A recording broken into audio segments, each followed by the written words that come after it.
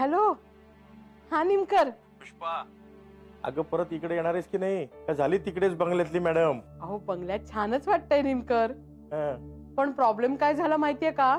मला त्या मऊ गादीवर झोपच आली नाही. अहो बर बर असू दे, पण काय ग पुष्पा, दिवसभरात साधा एक फोन केला नाहीस? अहो असं काय करताय?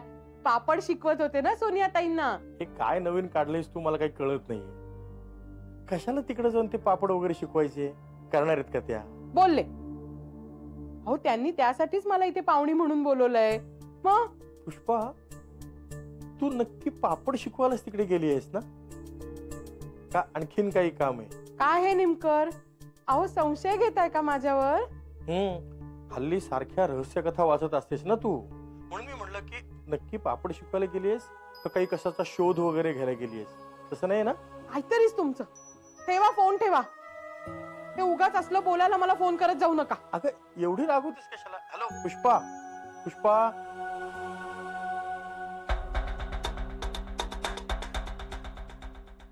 हिला इतका राग आला म्हणजे काहीतरी गडबड आहे नक्की. ही घ्या तुमच्यासाठी कॉफी. अगं बाई, मला कशाला कॉफी केली? घ्या, मीच सांगितलीये. मला कंपनी नको का?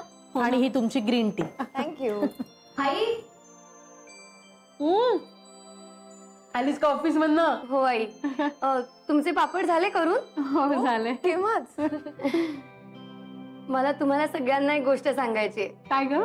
मी आज ऑफिस मध्ये राजीनामा देऊन आलीये. अगं बाई, दिलास का? बरं झालं. नाहीतरी तुझी ओढाताणच होत होती. घर ऑफिस, ऑफिस घर. ताई, म्हणजे आता तुम्ही ऑफिसला कधीच जाणार नाही? पण का? ईशा, तू रेजिग्नेशन का दिलंस? व्हाय? तू ऑफिस मध्ये इतकं चांगलं काम करत होतीस, तर मग काय गरज होती? सोनियाताई, ऑफिस मध्ये जो माणूस स्कॅम करत होता ना, त्याला अटक झाली की मी ऑफिस सोडणार असं ठरलं होतं माझं आणि सरांचं. तो गजा पाटील पकडला गेला आणि सगळं प्रकरण संपलं. अगं बाई, हो का? वा. त्यामुळे मी कशाला जाऊ ना ऑफिसला. मी माझं काम पूर्ण केलं. त्यामुळे मी आज राजीनामा देऊन आले. Oh wow, that man is arrested now. Great Isha, congrats. Thank you. पण ब्रो इन लॉ तुला काहीच नाही बोलले का? कारण तू रेजिग्नेशन दिलंस ना, सो त्यांनी ऍक्सेप्ट केलं. हो, ते खूप खुश होते सोनियाताई. काय? खुश होते? हो, म्हणजे तो स्कॅम करणारा माणूस पकडला गेला ना, म्हणून खुश होते. आई, हे घे. अगं, हे काय? अगं, सरांनी मला माझ्या आतापर्यंतच्या सगळ्या कामाची सॅलरी दिली. अगं, मला कशाला देतेस मग? जा देवासमोर ठेव जा. अगं असू देत. आई साहेब कुठे आहेत? देवळात गेल्यात त्या. आई, त्या आल्या की मला त्यांचा सुद्धा आशीर्वाद घ्यायचा आहे. जरूर घेशील. जा देवासमोर ठेव जा. होय, आलेच.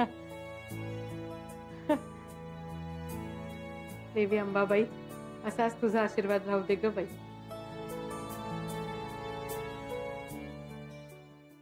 त्या गजा पाटीलचं काय सेटिंग झालं? तो आता लॉकअप मध्ये. काही दिवसांनी प्रकरण मिटलं की पोलीस सोडून देतील त्याला. गुड. चला, म्हणजे सगळ्या गोष्टी आता हळूहळू सेटल व्हायला लागल्या. तू कॉफी नाही मागवलीस सेलिब्रेट करायला? सेलिब्रेट करण्यासारखं काहीही झालेलं नाही. असं का म्हणतो झेंडे? जसं काय तुला काय कळतच नाही. धोका टाळला, सगळं सेटल झालं असं का वाटतं तुला? हे बघ, ईशाने आता राजीनामा दिलाय. ती आता ऑफिसला येणार नाही आणि मी सुद्धा तिचा राजीनामा नको नको म्हणत स्वीकारलाय. त्या गजा पाटीलला पोलिस ताब्यात घेतलंय, तो आता त्यांच्याच ताब्यात राहील. आता हळूहळू सगळेजण विसरतील, काही काळजी करू नको. काही जण हे प्रकरण विसरतील, पण काही जण नाही. म्हणजे आईसाहेब, सर्जेराव, परांजपे गजा पाटलाला ओळखतात, म्हणजे खऱ्या गजा पाटलाला. तुझी बायको त्या परांजपेला विचारत होती. आईसाहेबांना बोलली तर, आणि कुठून तरी तिला गजा पाटलाबद्दल कळालं तर सर्जेरावचं काय? त्याची काही काळजी करू नकोस, काही होणार नाही. कशावरून? हे बघ, आणि ईशा सुद्धा जशी घरात रमेल ना, तसं सगळं विसरून जाईल. झेंडे, तू काहीही म्हण विक्रांत, मला भीती वाटते.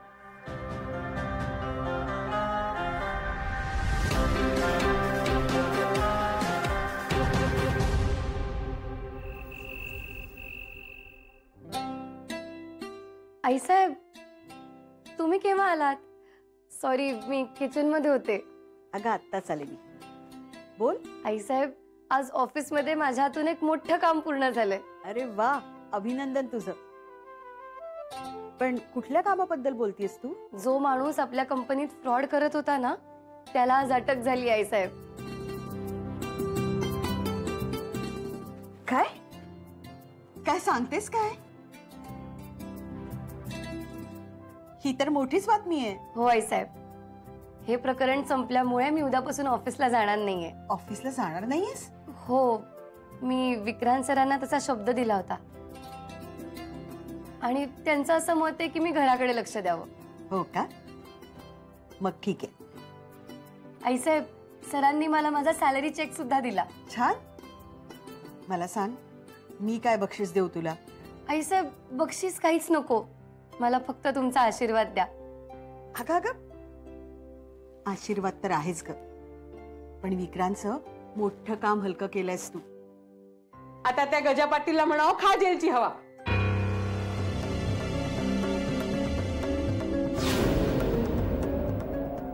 गजा पाटील? हो मग काय, त्यांनीच तर गफला केला होता ना, म्हणून तर त्याला अटक केली. आई अगं,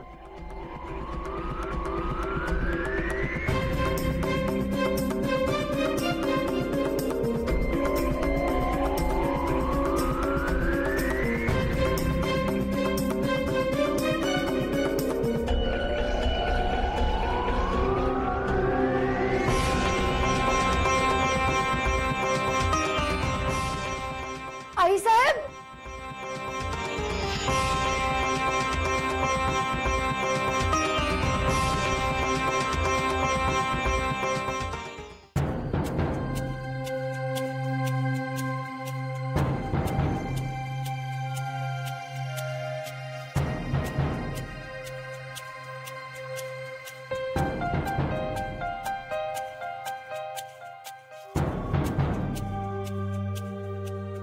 डॉक्टर, काळजी करण्यासारखं काही नाहीये ना? नाही नाही, काळजी करण्यासारखं तसं काही नाही आहे. त्यांचं BP शूट झालं होतं. त्यांना मी काही औषधं लिहून देते, त्यांनी आराम केला की त्यांना बरं वाटेल. सर्जेराव, तुम्ही चला माझ्याबरोबर, मी तुम्हाला काही औषधं देते. मंदा दीदी, तुम्ही चला. हो आले तर आल्या.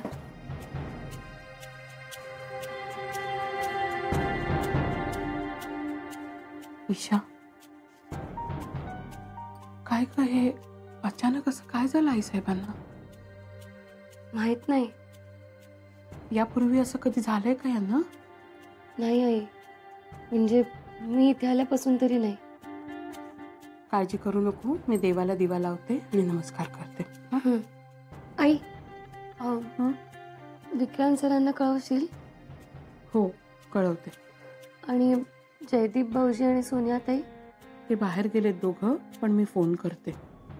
हो, पण विक्रांत सरांना नक्की कळव. हो ग बाळा, सांगते, तू बघ त्यांच्याकडे.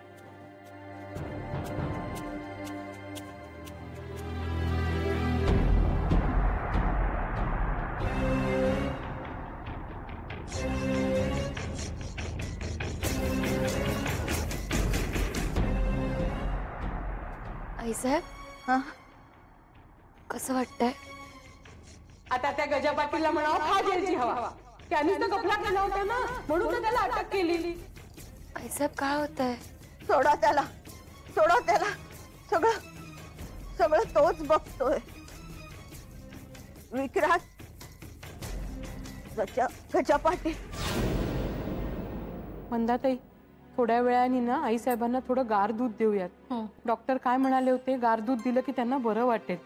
आणि रात्री झोपताना पायाला जरा तेल चोळूयात. हा हो ठीक आहे. अगं बाई, सर्जेराव दादा जी, कशा आहेत आता? बरे.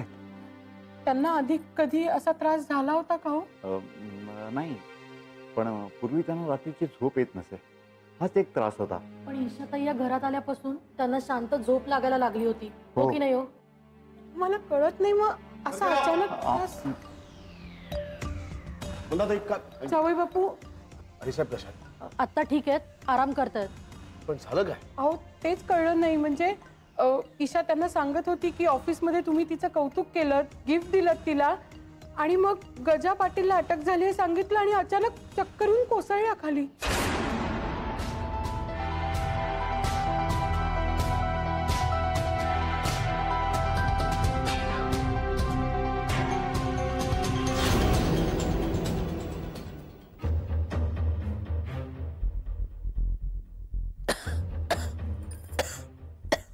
हळू. आईसाहेब, तुम्हाला काय झालं अचानक? ईशा, आईसाहेब, तुम्हाला बरं वाटतंय ना आता? तू काय म्हणत होतीस मगाशी? काय म्हणत होते? गजा पाटील. आईसाहेब, तुम्ही त्याचं आता अजिबात टेन्शन घ्यायचं नाहीये. गजा पाटीलला अटक झालीये, विषय संपलाय तो आता. अगं पण विक्रांत सरांना विचारूनच केलंय हे. ते मला म्हणाले की विक्रांतनी सांगितलं गजा पाटीलला अटक करा म्हणून. हो. अगं हे कसं शक्य आहे? का? आईसाहेब, तुम्हाला नक्की काय प्रश्न पडलाय? ईशा, तुला माहित नाहीये गजा पाटील आणि विक्रांत कोण आहेत ते? म्हणजे गजा पाटील आणि विक्रांत या दोन. साहेब,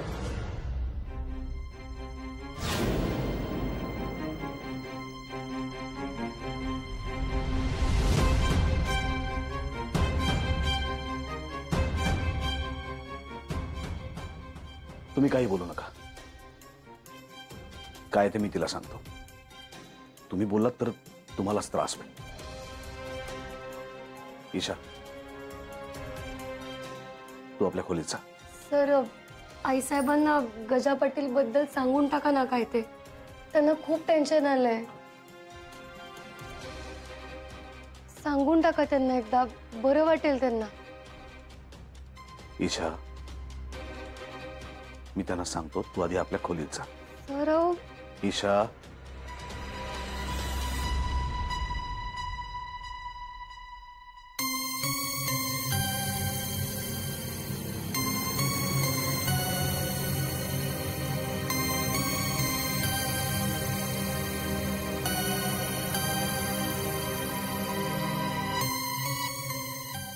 काय झालं तुम्हाला अचानक बरं वाटत नसं? ईशा म्हणत होती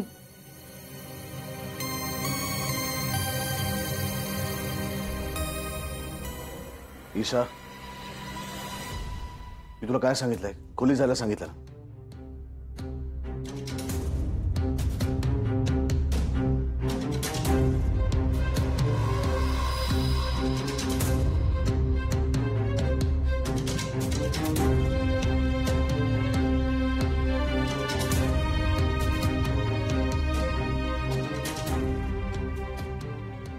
गजा पाटीलला अटक झाली याचा काय अर्थ होतो विक्रांत?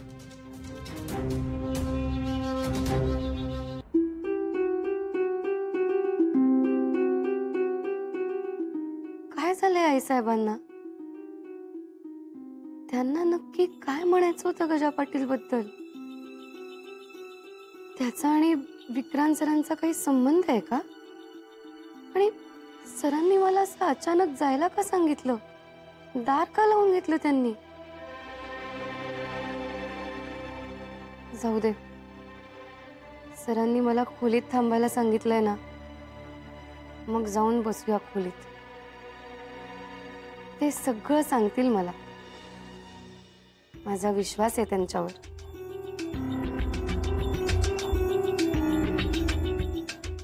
तिला वाईट वाटलं असणार.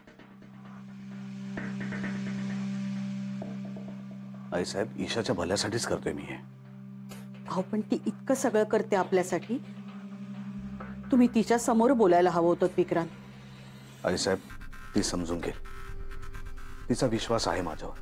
अहो, काहीतरी कारण असल्याशिवाय मी हे करणार नाही हे तिला कळेल नक्कीच. तुम्ही ठीक आहात ना? कशी असेल? हे गजा पाटील प्रकरण कुठून आलं एकदम? संपले ते प्रकरण. तुम्ही आता त्रास नका करून घेऊ. गजा पाटीलला अटक झाली हे कळल्यावर काय वाटलं असेल मला? हे सांगायला हवं तुम्हाला. ईशा मला म्हणत होती की तुम्हीच सांगितलं. गजा पाटीलला अटक करा म्हणून. मला काही कळेच ना, हे सगळं काय गौड बंगाले. ईशाला माहित नाहीये गजा पाटील कोण आहे ते. अर्थातच तिला माहित नाही. मग मगाशी मी तिला सांगायला गेले तर का अडवलं तुम्ही? तिला सत्य कळायला नको का? तुमचं बरोबर आहे साहेब. ईशाला सत्य कळायला हवं, पण ते माझ्याकडनं. पण हे तुम्ही आधीच सांगायला हवं होतं. चुकलो मी. पण आता मी स्वतः तिला सांगेन आणि माझी चूक दुरुस्त करेन. साहेब, प्रेम ही एक अशी भावना आहे जी तुम्हाला तुमच्या मनाविरुद्ध अनेक गोष्टी करायला भाग पाडते. म्हणूनच मी तिच्यापासून ही गोष्ट लपवून ठेवली. पण त्यामुळेच तुम्हाला इतकी चांगली बायको मिळाली. तिला गमवायची भीती वाटते आहे साहेब, म्हणून तिच्यापासून हे मी लपवलं. यातच तिचं बल आहे.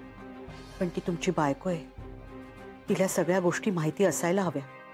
मी स्वतः तिला विश्वासात घेऊन सांगेन सगळं सत्य आहे साहेब. खरंच. आणि कसं आहे साहेब की एक सत्य जर बाहेर आलं तर बाकी सगळे सत्य बाहेर येतील.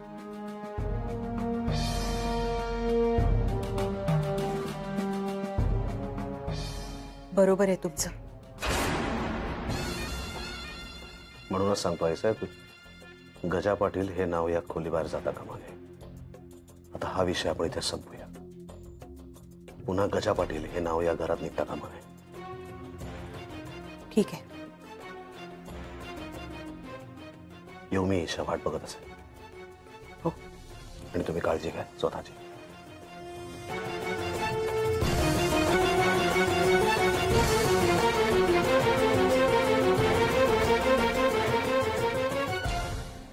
सर इतका वेळ काय बोलत असतील आई साहेबांशी? त्या बऱ्या असतील ना? हे सगळं काय चाललंय काहीच कळत नाहीये.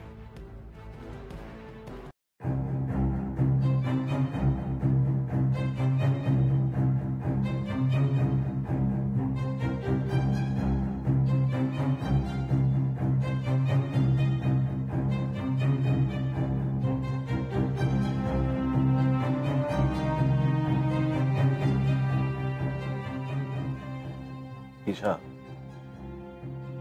सर तुम्ही जरा थांबशील.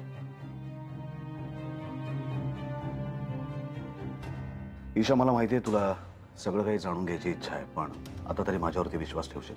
सर तुमच्यावर विश्वास तर आहेच. मग मी तुला सांगितलं होतं की आई साहेबांसमोर गजा पाटीलचं नाव काढायचं नाही, तरी सुद्धा तू का काढलंस? सर मी नाही काढलं. मी आई साहेबांना फक्त एवढंच सांगत होते की तो फ्रॉड केलेला माणूस पकडला गेलाय. हे तर सांगायलाच हवं होतं ना. पण तेवढ्यात माझ्या आईने आई साहेबांसमोर गजा पाटीलचं नाव काढलं आणि आई साहेबांना त्रास झाला.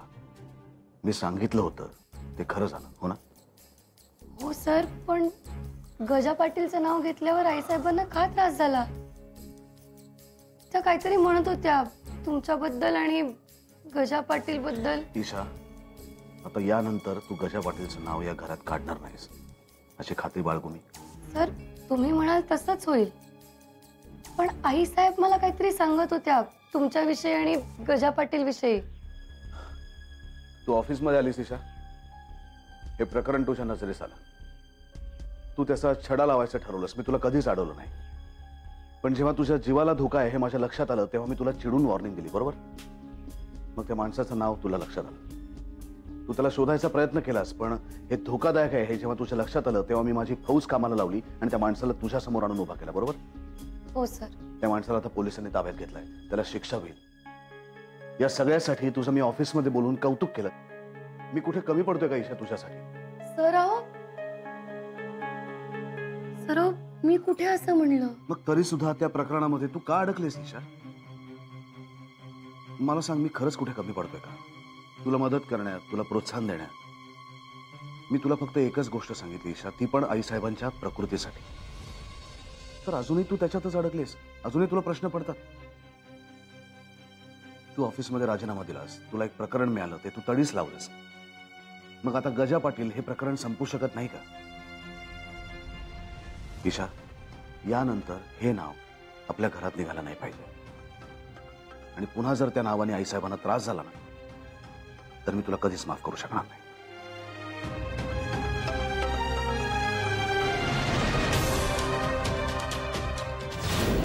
आता गजा पाटील हे प्रकरण संपू शकत नाही का? यानंतर हे नाव आपल्या घरात निघालं नाही पाहिजे.